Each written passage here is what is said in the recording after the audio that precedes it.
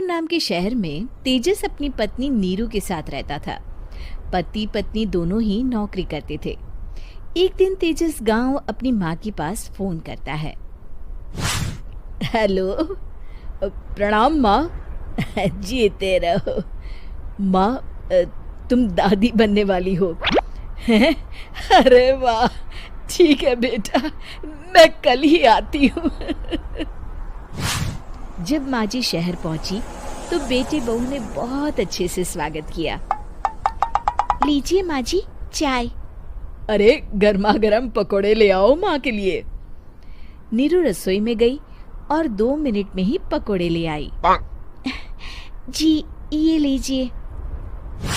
बहू जादू से बनाए हैं क्या? अभी तो रसोई में गई थी। यम्मी। माँ जी, शीला रसोई में पकोड़े तल रही है, मैं बस लेकर आई। हे भगवान, मेरा धर्म भ्रष्ट कर दिया तूने। अब तो गंगा जल से शुद्धिकरण करना होगा। दूसरे दिन, माँ जी मैंने नाश्ता बना दिया है, ऑफिस जा रही हूँ। पर अभी तो घर का सारा काम पड़ा है। शीला आती ही होगी, झाड़ू पोछा बर्तन कपड़े वो सब कर लेगी। हमारे जमाने में घर का सारा काम हम ही करते थे। जी माँ जी, आप बहुत होशियार हैं, मैं घर ऑफिस दोनों नहीं संभाल पाती। तो जरूरत क्या है घर से बाहर जाकर चाकरी करने की? वैसे भी घर का काम खुद करने से घर में बरकत आती है, समझी? पर माँ जी। पर वर कुछ नहीं, इस महीने की पगार मिले फिर ऑफिस बंद है। हाँ। रात को नीरू तेजस से कहती है, सुनिए जी, माँ जी बोल रही थी कि मैं नौकरी छोड़ दूं। वैसे ठीक ही तो है, अभी तुम्हें आराम की जरूरत है। फिर भी आराम कहाँ, शीला को छुड़ाने के लिए बोल रही थी। तो अब 24 घंटे में इतना काम तो कर ही सकती हो। पर जॉब पसंद है मुझे, घर पर मन नहीं लगेगा। अगले दिन जब दोनों ऑफिस के लिए निकल रहे थे, मेरी तो कोई कीमत ही नहीं है इस घर में। माँ जी, आजकल महंगाई बहुत है, रहन सहन भी बदल गया है, दोनों नौकरी करते हैं तभी ठीक रहता है। अच्छा, तू कहना क्या चाहती है? मेरा बेटा तुझे बिठा के खिला नहीं सकता?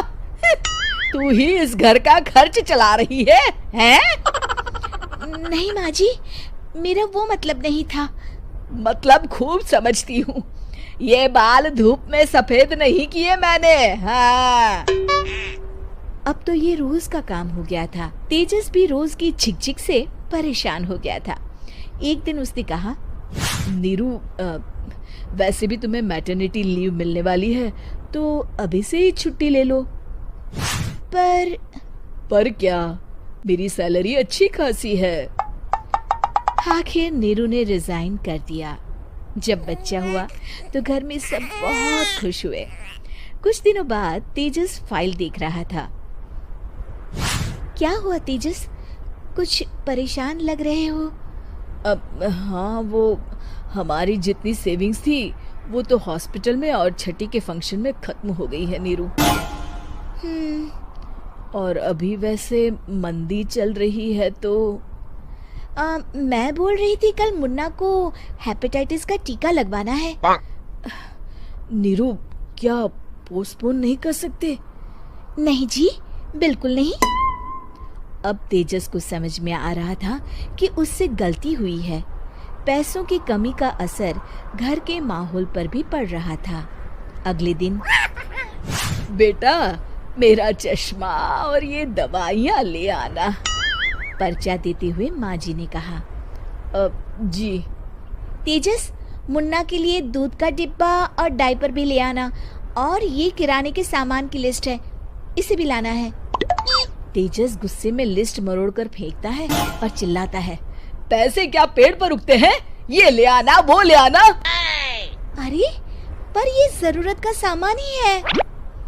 वो गुस्से में बिना कुछ कहे ऑफिस चला गया।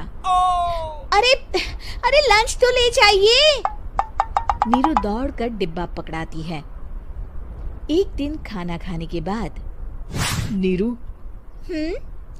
अब तो मुन्ना कुछ बड़ा हो गया, तो अब तुम वापस ज्वाइन कर लो ना जॉब। पर इस रिसेशन में जॉब मिलना बहुत मुश्किल है। ट्राई तो करो। फिर मुन्ना? माँ जी है ना, और एक फुल टाइम मेड भी लगा लेंगे। पर माँ जी, उन्हें तो पसंद नहीं। तभी माँ जी वहाँ आ जाती है और प्यार से नीरू के सर पर हाथ फेरते हुए बोलती है, अब मेरी समझ में आ गया बहू, पहले के और अब के समय में अंतर है। तुम काम शुरू करो, मुन्ना की जिम्मेदारी मेरी। मेरी प्यारी माँ जी। ये कहकर नीरू उनके गले लग गई।